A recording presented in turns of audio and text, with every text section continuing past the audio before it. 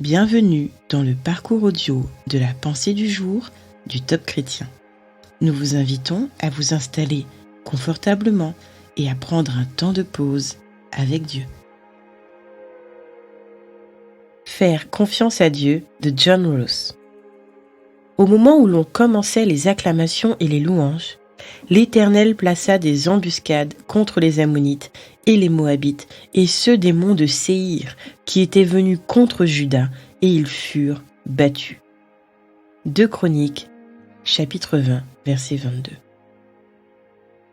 La guerre était imminente et la défaite semblait inévitable. L'armée assyrienne était en route. Rempli de crainte, le roi Josaphat proclama un jeûne et ordonna à tout Juda de chercher Dieu. Dans sa prière, Josaphat reconnut la souveraineté de Dieu, sa puissance et son autorité sur toute la terre. Rien n'est impossible à l'Éternel. Il était leur seul espoir, car nous sommes sans force devant cette multitude nombreuse qui s'avance contre nous.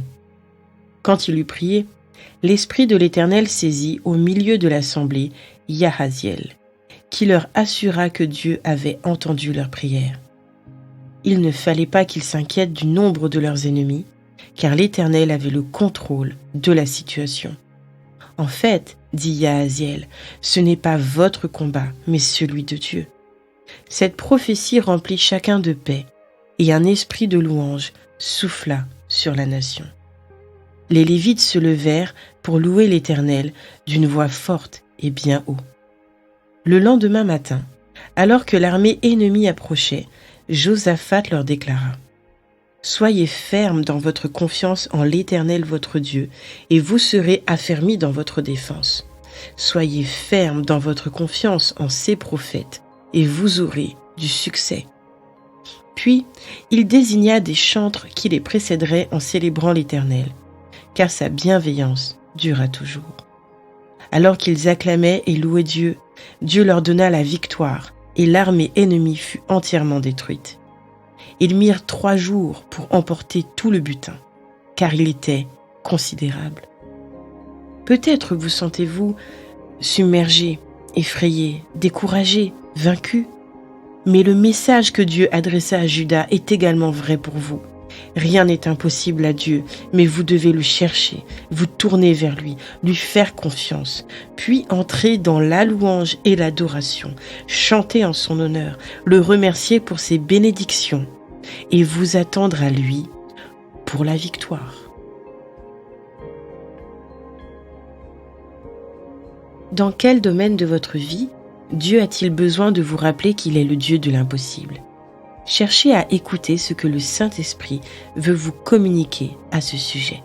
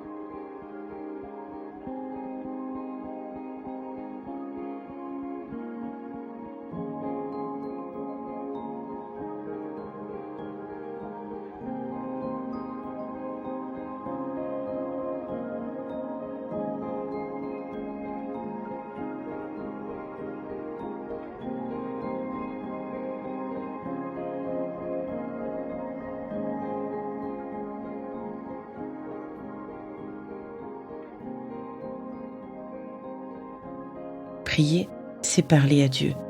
Parlez-lui comme vous le feriez avec votre ami le plus proche. Voici un exemple de prière que vous pouvez suivre. Père, je te confie mes impossibilités. Je te fais confiance et je tourne tous mes regards vers toi avec foi.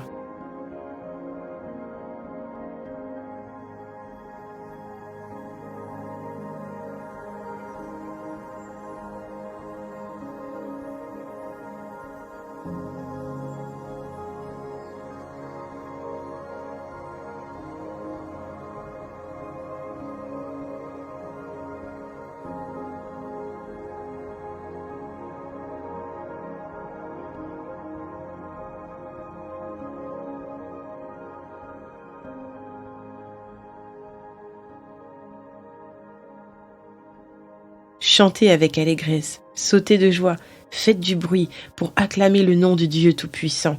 Louez-le tout au long de cette précieuse journée.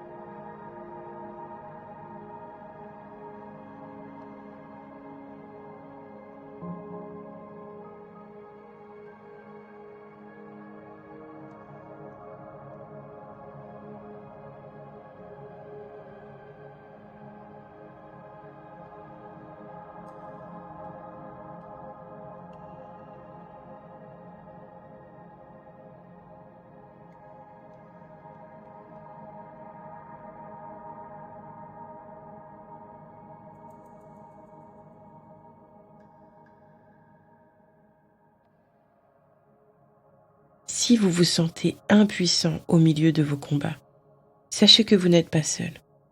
L'Éternel des armées est avec vous. Il combat pour vous et tient toute situation entre ses mains. Répétez autant de fois que nécessaire.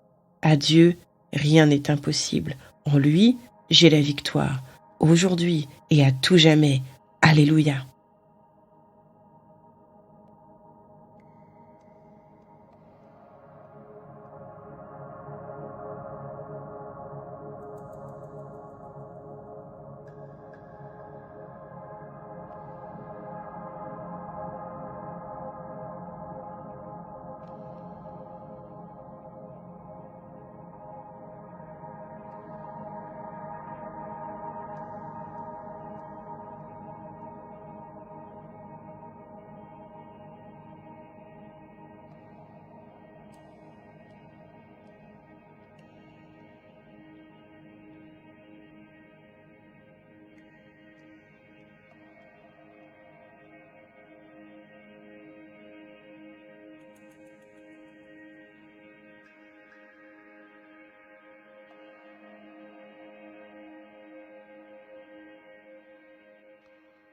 Notre parcours du jour se termine.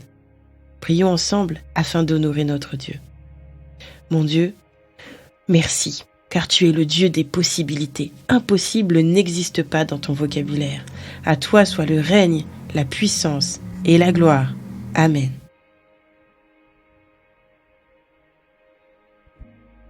Nous espérons que ce temps de pause avec Dieu vous a ressourcé. Rendez-vous demain pour un temps de Séla avec la pensée du jour.